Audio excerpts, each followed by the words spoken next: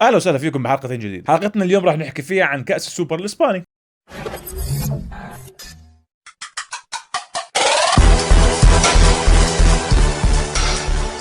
برشلونة بالأربعة سهلة، ألف باء تاس تشافي، ما فيش فيها. من بداية المباراة بلش فيها برشلونة بضغط على نادي ريال مدريد، بس كيف بده يضغط المحترم؟ ضغط عالي، ضغط على الفاضي.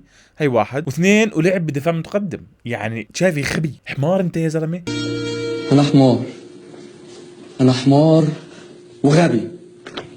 الحمد لله رب العالمين، الاثنين حمار وغبي. دفاع متقدم على الطيارات. فعليا في عند مدريد أجنحة طيارة، وراهم بلينغهام، وعندك كروس، وعندك تشاوميني. يعني أمورهم سهلة إنهم يطلعوا الأجنحة انفرادات. فأنا هذا اللي صار أساسا. تشافي لعب دفاع متقدم وفلت الدفاع ورا، هوب توب فينيسيوس بوم لقيته انا بطلع زي هيك هذا منفرد لحاله، فيش حدا معاه. راوغ الحارس وكمل وجاب جول وحياته سلسه وحلوه. قلنا ماشي، برشلونة ممكن يعدل اموره ويمسك الدفاع، وهاي بداية المباراة وخايفين ومتوترين والى اخره. بس الجول الثاني نفس الفيلم برضه، عرض رفعة هوب، رودريجو هوب، فينيسيوس هوب لقى حاله جوا الجول.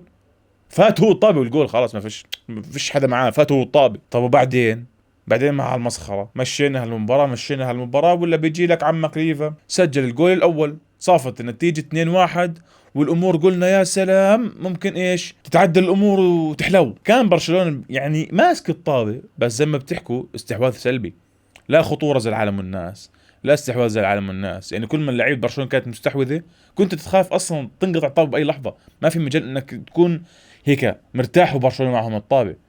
لا، وبرشلونة لسه كثير أسوأ مما تكون أصلا طابة مش معاهم. فأنشيلوتي قال لهم العبوا براحتكم، مش حستحوذ على الطابة، مش راح أعمل إشي، العبوا أنتم براحتكم، أنا بضربكم هجمات المرتدة. وهذا فعلا اللي صار، خلى برشلونة يمسك الطابة على الفاضي، وكل جواله هجمات مرتدة ما في. ففعليا أنشيلوتي استغل المباراة بطريقة كثير ممتازة وتشافي حمار. أما نيجي الجول الثالث لريال مدريد، هذا خطأ من أراخو. ماشي، خطأ من أراخو. هل أنا بوجهة نظري هاي بلنتي؟ ما بتنعطى بلنتي، بس الفكرة كيف؟ في لمس من أراخو، أو في تدخل من أراخو على فينيسيوس؟ في فينيسيوس وقع حاله، وقع حاله ومثل. بس فينيسيوس كان حدق، أو بنقدر نحكي إنه شاطر، فقدر يستغل هذا الموقف وأخذ البلنتي وانحسبت له. فهاي ذكاء مهاجم، غباء مدافع كمان. يعني انت في منطقة زي هيك ما صعب تتعامل بهاي الطريقة مع واحد زي فينيسيوس، انت عارف انه راح يستغل اي فرصة عشان يطلعك من المباراة او من اجواء المباراة وياخذ بلنتي. وفعلا ريال مدريد حصل على البلنتي، وفينيسيوس سجل وجاب هاتريك. في الشوط الثاني حاولنا نحكي انه برشلونة ممكن يتحسن، بس ما في تحسن بالمرة. اللعيبة ميتة، مستوي اللعيبة فعليا. ففي الشوط الثاني اللعيبة زي ما كأنها طلعت من بين غرفة الملابس، ماسكين جاط مقلوبة أو طنجرة وقالبينها وقاتحينها للصبح، مستويين مسطلين والواحد في الملعب. استووا اللعيبة. وكملت على برشلونة وطلعت أراخو، أو الكارت الأحمر لأراخو. فينيسيوس قدر يستغل أو يستفز أراخو بطريقة منيحة. فهاي ذكاء مهاجم، مع إني أنا ما بطيق تصرفاته لفينيسيوس، بس شطارة مهاجم. بتقدر تنكر هذا الاشي؟ ما بتقدر تنكر.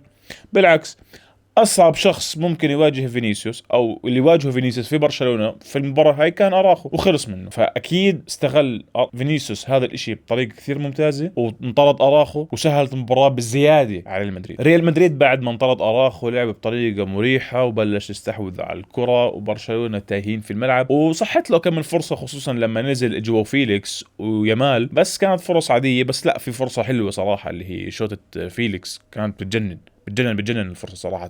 وحرام ما دخلت جول، لو دخلت جول كان جول حلو. فبنبرضو نفس الشيء، الجول الرابع من المحترمين ريال مدريد اجا برضو من هجمة مرتدة فينيسيوس، خطأ كوندي. يعني كوندي كارثي كان في المباراة، جدا كارثي في المباراة. كان خطأ كوندي، بوب رجعت لرودريجو، سلام عليكم يعطيكم العافية، 4-1. في المجمل برشلونة كان ضعيف تكتيكيا جدا، وافراد ضعيف كمان.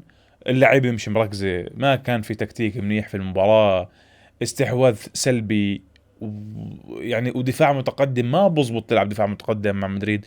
بنفس الوقت انشيلوتي يعني فهم الطبخة زي ما بيحكوا، وضلوا قاعد ورا، وكيف زي الحية بتستنى اللي تلدغ اللي قدامها، هيك عمل انشيلوتي، ما فتح مساحات لبرشلونه، سكرهم نص الملعب، يعني لعب بطريقه يعني مناسبه لبرشلونه، قتل فيها المباراه كامله وقدر يطلع فوز، وفوز مستحق ومريح لمدريد. فبعد هاي هاي الامور راح يصير في إقالة تشافي. طب هل راح النادي راح يقيل تشافي؟ أنا راح أقول لكم لا، النادي حاليا ما راح يقيل تشافي لقلة الأسباب المطروحة، هي واحد.